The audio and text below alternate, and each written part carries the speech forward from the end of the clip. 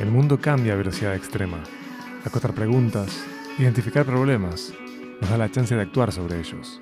Pensemos sobre los años venideros, junto a tecnólogos, artistas, diseñadores y científicos. Mi nombre es Miguel Ángel Dobrich. Bienvenidos al futuro. Hoy comenzamos con la siguiente pregunta. ¿A quién o a quiénes deberíamos seguir? Vos sabés que no puedo recomendar nada porque yo no sigo a nadie moderno, así no tengo Twitter, no tengo nada de todo eso, así que no tengo recomendaciones en ese campo. Es muy buena la pregunta.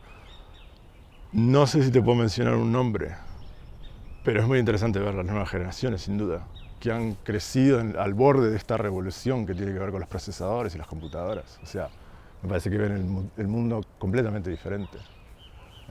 Gente que ha crecido con Internet. Me parece que viene por ese lado. Lo primero, no tengo una buena respuesta para eso porque no creo demasiado en seguir a alguien. Es decir, si vos me preguntás autores que me gustan, Malcolm Gladwell, Daniel Kahneman, y podría enumerar varios más que me parece interesante, me genera curiosidad su disciplina, el cómo escriben, el cómo piensan. Pero creo mucho más en esto de seguir, y de hecho, como decía un amigo mío, de que los héroes, hay muchos héroes alrededor nuestro. Creo mucho más en referentes y personas de las cuales podemos aprender que están alrededor nuestro. Muchas veces porque efectivamente saben mucho de algo, muchas veces porque son personas que nos hacen las preguntas adecuadas para hacernos pensar. Entonces yo algo que valoro muchísimo es tener la chance, dar la oportunidad de reunirme, de ir a tomar un café con personas de áreas diversas, de conocimientos diversos, de forma de pensar diversas. Tengo bastante la disciplina de ir a tomar un café con alguien que no conozco para charlar de algo y para entender lo que hace, para entender qué me pregunta. Entonces creo mucho más en eso como forma de nutrirnos de los demás que en decir a alguien a quién seguir. En mi carrera he tenido la suerte de trabajar con gente extraordinaria, que si te tengo que decir, mi primer mentor fue Gastón Mosqués en la Universidad OR, que de hecho fue el primero que me llevó a dar clase con él en la materia que me apasionaba. Pero a partir de eso creo he aprendido de mis socios, he aprendido de personas que trabajaban en mi equipo sobre la cual yo tenía responsabilidad, he aprendido muchísimo de jefes extraordinarios de los que he tenido. Entonces creo mucho más en eso que en tener un o algunos referentes a los cuales seguir. Me parece que sí, que necesitamos incorporar estas nuevas generaciones porque tenemos el bagaje también. Seguimos pensando, por ejemplo, el diseño en base a lo impreso. Y de repente esta generación entiende que es algo digital. Seguimos poniendo la tipografía como si tuviéramos que gastar papel. Esta persona va a venir un poco más fresca, va a decir, si el papel digital es gratis, es simplemente hacer un poco más de scroll. Yo creo que hay que tener diversidad, amplitud, no seguir un gurú. Hay muchas voces interesantes, creo que justamente es parte de hacia lo que apuntamos, ¿no? Hoy cuando hablábamos del futuro, de tratar de buscar ese pensamiento crítico, el de tratar de buscar, bueno, las distintas verdades que pueden haber, y ahí lo más valioso, me parece a mí, es diversidad de opiniones, por supuesto, siempre dentro de una línea seria, interesante. Creo que hay muchos referentes, mucho para leer de los actuales y de los pasados. Y sí, yo prefiero no decir así ningún nombre en particular, sino eso de mantener amplitud, de ver todo lo que hay y de poder discernir y ver y reflexionar a partir de eso. Te hago un mix del mundo geek o más tecnológico. En realidad la última lectura que tuve fue de Guy Kawasaki, que es un libro de lecciones de vida, que tiene, en realidad leí 2 o 3 libros anteriores de él que también estaban muy buenos, recomendables. Del mundo no tecnológico, algo que me tiene atrapada hace meses, es sobre lo de la alimentación consciente, digo, yo era por lo menos totalmente inconsciente de lo que comía, o sea, y eso que no comía chatarra ni nada, ¿no? O sea, pensaba que comía bien y en realidad no comía nada bien.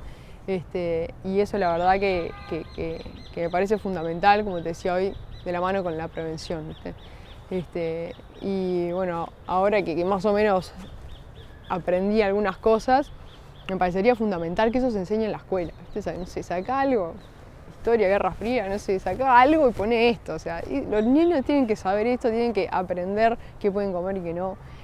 Eso me parece fundamental y en este caso, bueno, hasta que los niños lo puedan hacer, que lo hagan los padres y se lo enseñen a los niños. Y bueno, sobre esto de alimentación consciente, tiro dos que andan bien.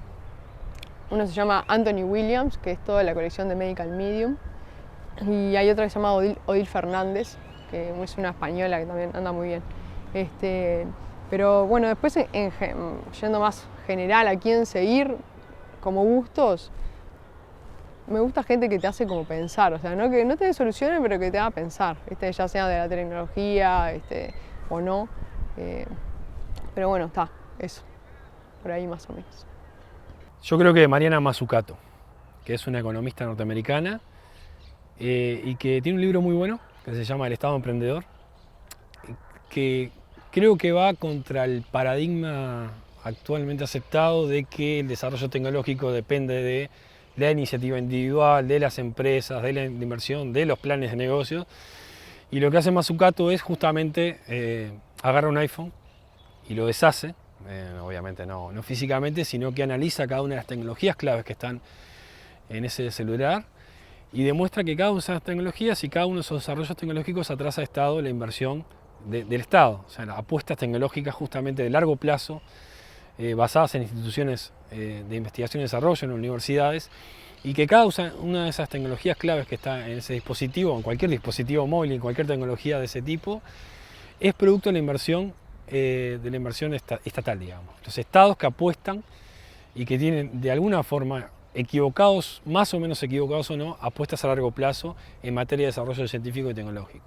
Y que no todo es el folclore que muchas veces asimilamos a lo que es la innovación tecnológica, que está muy bien para hacer series, como la Silicon Valley, que está muy buena, pero que me parece que no refleja la realidad lo que es el real desarrollo científico y tecnológico a nivel global. Mazzucato es una genia, tiene TEDx por todos lados, si no la puedes leer la puedes ver en muchos formatos, y esa tesis la expone de manera distinta en diferentes lugares, es muy fácil de seguirla, realmente. Habla muy claro, una genia. Yo en lo personal sigo en Twitter Naval, @Naval, que es el CEO de AngelList, que el loco tiene una profundidad de pensamiento que nada, para mí es una voz que vale la pena escucharla, digamos. Y después, a nivel de literatura, creo que Harari es alguien que está poniendo en el tapete una cantidad de temas en el momento adecuado y con un estilo que lo hace accesible a una cantidad de gente, digamos. Saca una cantidad de temas de circuitos académicos y los pone en un ámbito general y que está haciendo una cantidad de preguntas correctas. Y la noción de cómo la humanidad ha funcionado en gran medida mediante los mitos compartidos, digamos. Y yo creo que hoy los grandes mitos están en crisis y necesitamos nuevos mitos. Tenemos que repensar nuestros mitos. Y bueno, faltan aquellos que desarrollen esos nuevos mitos, digamos. Si tuviera que decir dos, hay que seguir a Naval en Twitter y hay que seguir hay que leer los libros de Harari. Sapiens en particular me parece genial.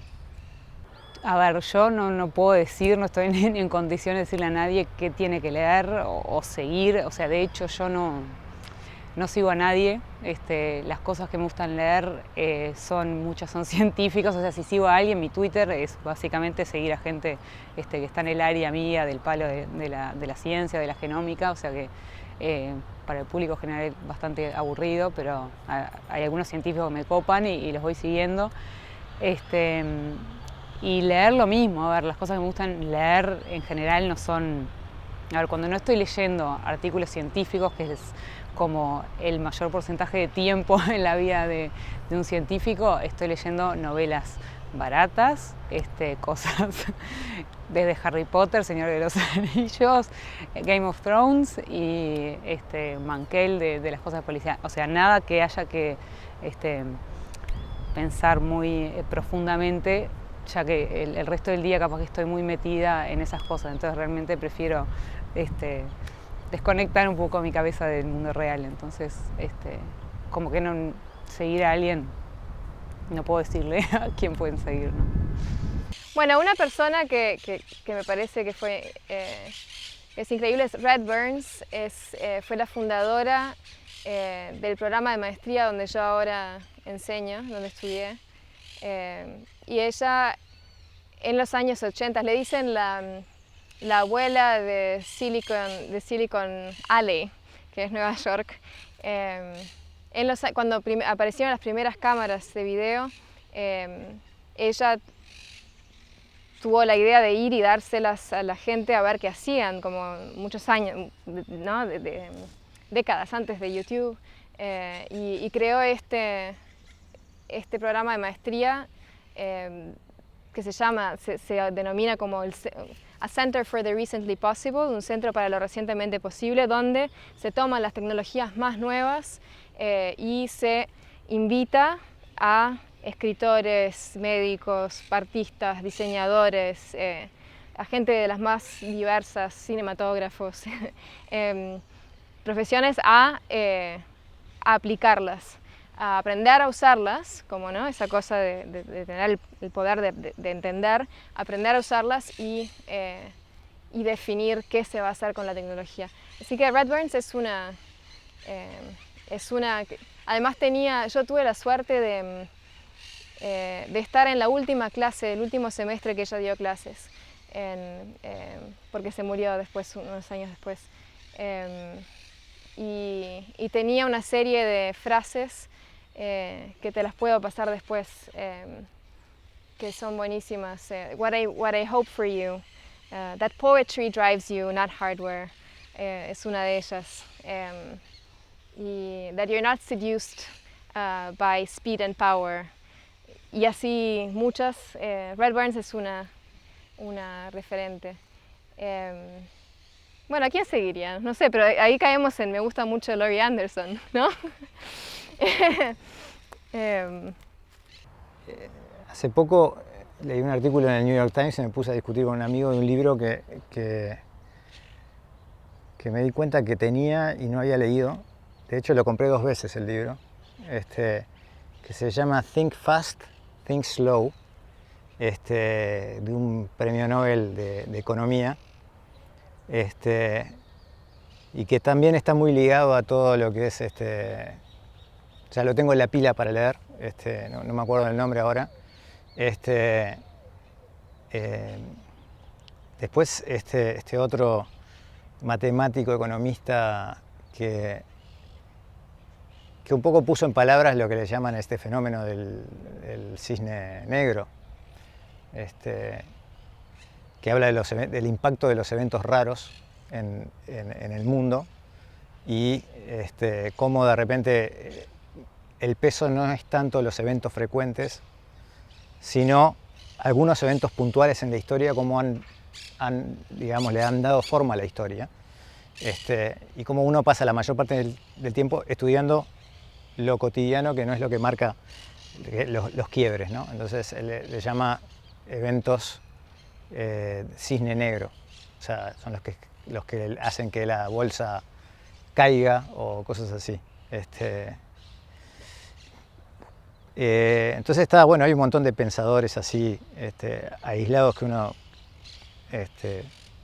podría seguir, pero yo pienso que todo eso es en un término muy vasto, ¿no? O sea, seguir gente en un término como muy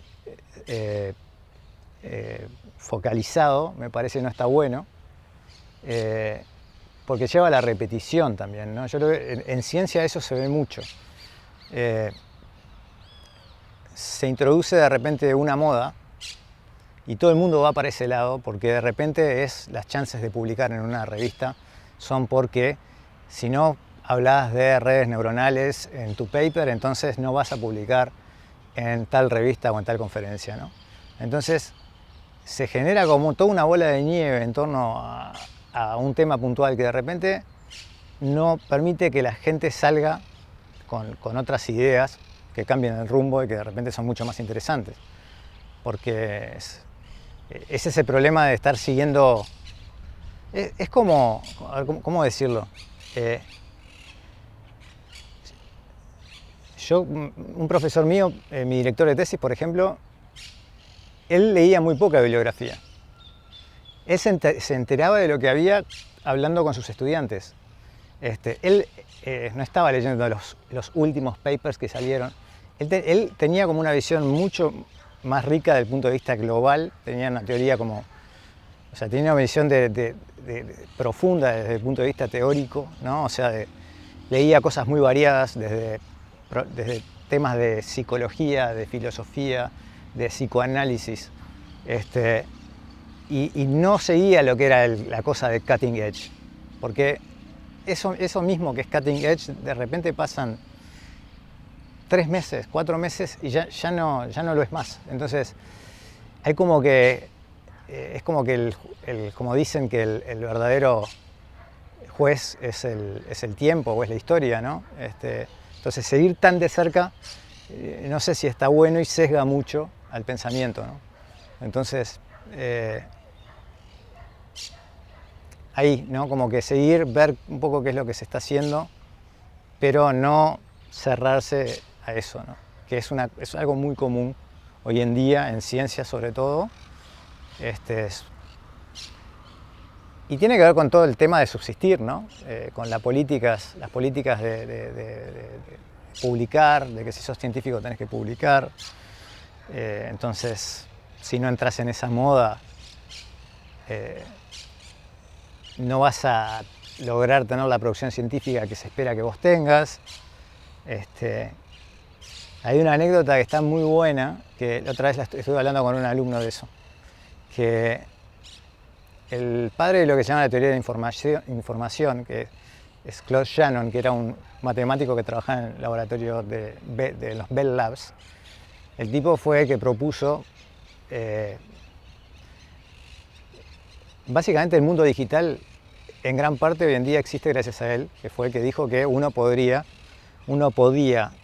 señales continuas, como el sonido, todo es continuo en realidad, reconstruirlo perfectamente a partir de muestras discretas. O sea, mostrando en el tiempo, uno puede, bajo ciertas condiciones, reconstruir una señal.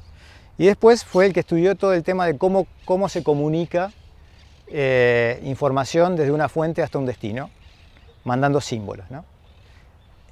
El artículo que escribió Shannon, que se llama A Mathematical Theory of Communication, lo mandó a publicar una revista y se lo rechazaron. Entonces, eso está publicado en los reportes técnicos de los laboratorios de la Bell. ¿Por qué? Es muy interesante ver por qué el argumento con el cual se lo rechazaron. Hay un sitio en donde están listados artículos célebres que fueron rechazados en revistas. Y el argumento por el cual se lo rechazaron, esto era en los años 50, era que el reviewer decía: estamos entrando en la era de la televisión color, de lo analógico, y usted me viene a hablar de algo que es parecido a un código Morse. No tiene ningún sentido. Pum, chan, no se publicó. No se publicó. Después sí, eso rápidamente cobró interés porque era obvio que iba a terminar pasando, ¿no? Pero es increíble cómo pueden pasar esas cosas, ¿no? Un tipo que piensa distinto, la comunidad lo desplaza por incomprensión, ¿no? Entonces el seguir, no seguir, bueno, yo creo que hay que seguir cosas más generales, nutrirse de áreas distintas, que es desde la combinación de áreas aparentemente desconectadas, es donde aparece la mayor parte de las ideas interesantes de la humanidad, ¿no? En general ha sido así, extrapolando fenómenos o métodos o formas de resolver de un dominio a otro, ¿no? Casi todo es eso. Hay muy pocas cosas que no son eso en avance en ciencia, ¿no?